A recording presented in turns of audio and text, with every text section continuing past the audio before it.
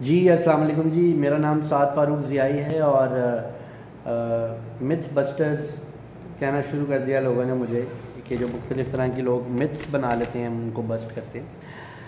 आज का टॉपिक ये है कि क्या एक नस्ल के इंट्रोड्यूस होने से दूसरी नस्ल की सप्लाई और डिमांड में फ़र्क पड़ता है या नहीं पड़ता।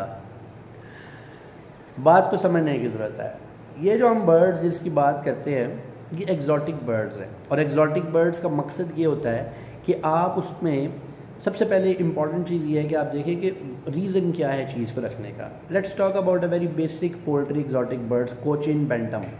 अब उसकी जो एक करेक्टरिस्टिक है जिसकी वजह से वो बिक रही होती है वो ये होती है उसके पैरों पे पर होते हैं और आम लोग उसको बड़ी यूनिक नज़र से देखते हैं। वो वाह जी वाह इसके पैरों पे पर है, पॉलिश, सर पे फूल है, सिल्की, इसके जो पर हैं बड़े अनकन्वेंशनल हैं। यानी एग्जॉटिक बर्ड्स में जो परिंदा देसी मुर्गी से अलग नज़र आता है या जो परिंदा आपको कॉमन मुर्गी से अलग नज़र आता है आप उसकी तरफ अट्रैक्ट हो जाते हैं। किसी का साइज़ बहुत छोटा है, किसी का साइज़ बहुत बड़ा, किसी का कलर बड़ा यूनिक, किसी के अंडे का कलर बड़ा यूनिक, किसी का स्टैंडिंग स्टाइल बड़ा unique and the list goes on and on.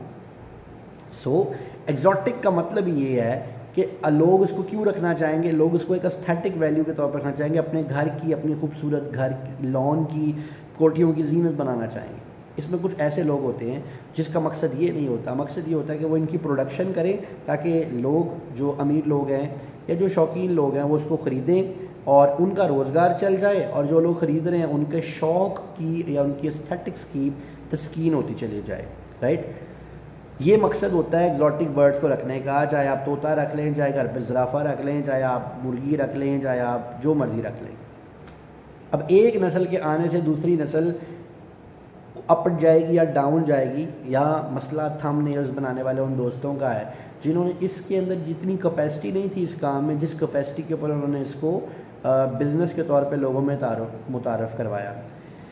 End user कम हो गया जिन लोगों ने एस्थेटिक प्रेफरेंस की वजह से इसको ख़रीदना था और मिडिल यूज़र बहुत ज़्यादा हो गया जिन्होंने इसकी क्वांटिटी को इन्हांस कर करके उन लोगों को बेचना था कि जो इसके एंड यूज़र बने।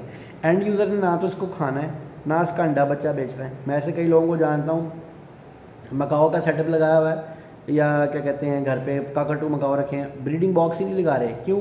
और यार ये बॉक्स के अंदर चले जाते हैं तो वो हमें नज़र नहीं आते। उनका मकसद ही नहीं है ब्रीड करवाना, उनका मकसद ही नहीं है कि वो अंडे बच्चे करे और उसको बेचे, यानी उनकी प्रेफरेंस ही नहीं है। सो एंड यूज़र वो होता है किसी ख़ास मुल्क के अंदर या किसी और मुल्क में वो एंड यूज़र होता है। अब एक नस्ल के आने से दूसरी नस्ल अफेक्ट होगी या नहीं होगी इस सवाल से देखिए। बात यह है कि पाकिस्तान में जब नई इम्पोर्ट्स होना शुरू हुई तो उसमें नए नए कलर आए। बफ रोज़ कॉम आया, रेड रोज़ कॉम आया, स्पेंगल्ड रोज़ कॉम आया, आपका सिट्रॉन सबराइट आया, बफ सबराइट आया, बफ सिल्की आया, रेड सिल्की आया, वाइन डॉट के डिफरेंट कलर आए, ब्राह्मा के डिफरेंट कलर आए, शामू आए डिफरेंट है।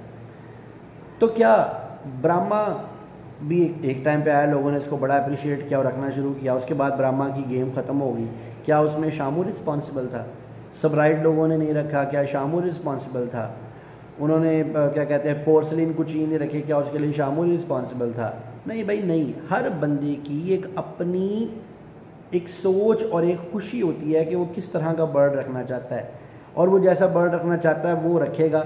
एक बर्ड दूसरे बर्ड पर असरअंदाज नहीं होता। चलिए अगर हम क्या फ़र्ज़ करते हैं कि असरअंदाज हो भी गया, लोगों को शामू ज़्यादा खूबसूरत लगा, उन्होंने कहा जी हमने ये रखना है, हमने सिल्की नहीं रखना या हमने पॉलिश नहीं रखना, शामू हमें ज़्यादा खूबसूरत लगता है, ठीक है। या ये कह लें कि शामू का बच्चा हमारा महंगा बिकता है, दोनों को कवर अप कर लेते हैं।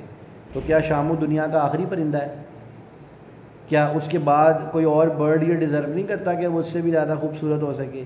क्या पोल्ट्री रुक जानी है? क्या दुनिया यहाँ पे ख़त्म हो जानी है? अगर शामू की ग्रेस, उसकी ब्यूटी, उसकी एस्थेटिक प्रेफरेंस, उसकी स्टैंडिंग, उसने लोगों को मजबूर किया कि वो बाकी ब्रीड ना रखें या उसके बच्चे का महंगा बिकना, उसकी हाई डिमांड, अगर उसने लोगों को मजबूर किया कि आप सबराइट्स ना रखें, आप ऑस्ट्रेलॉप्स ना रखें, आप बार्ड ना रखें, आप मनोरका ना रखें, आप कोचिन्स ना रखें, आप सिल्कीज़ ना रखें, आप शामू रखें, तो फिर जो बर्ड इन सारे तकाज़ों को पूरा करे, अगर पैरट भी कसील किसी को, मैं अपनी बात नहीं करता, किसी बंदे को शामू से ज़्यादा ब्यूटीफुल रखता है, वो बंदा डिज़र्व करता है कि पैरट भी रखे, शामू ना रखे। अगर वो उसको ये यकीन है कि उसका बच्चा शामू से महंगा बिकेगा, तो फिर जैसे शामू की तरफदारियाँ हम कर रहे थे, अब हम पैरट भी की तरफदारी करनी चाहिए। थोड़ा सा मुनसफ रहना चाहिए, चीज़ों को थोड़ा सा तहम्मुल से देखना चाहिए। जिनके पास क्वालिटी का रोज़कोम है आज भी बिक रहा है, क्वालिटी सबराइट आज भी बिक रहा है, क्वालिटी सिल्की आज भी बिक रहा है, ठीक है ना जी। मनारका का एक मैंने बंदे से मेल लेना था, वो मैं क्या बताऊँ आपको, कितनी बहस मुबाहिसा हुआ, वो कहे क्वालिटी बर्ड है मैंने नहीं देना, क्यों, उसे पता था ये ले। तो वैसे आप उठा के मनारका मार्केट में ले जाएँ तो वो गोश्त के भाव भी नहीं लेंगे। मैं लेने गया तो उस बंदे ने इतनी प्राइस मांग ली कि जितने में मेरा ख्याल 20 मनारका आ जाने थे। क्यों, किस बात की प्राइस मांगी? उसने कहा भाई साथ भाई प्राइस एक चीज़ की है, नंबर 1 2 चीज़ों की, नंबर 1 क्वालिटी की, नंबर 2 क्यों आपको पता है कि इसकी क्वालिटी क्या है, तो आप क्वालिटी के पीछे लेने आए ना, तो मैं पैसे जो मेरे समझ में आएंगे उतने ही लूँगा। तो हमने दिए, उसने लिए पैसे।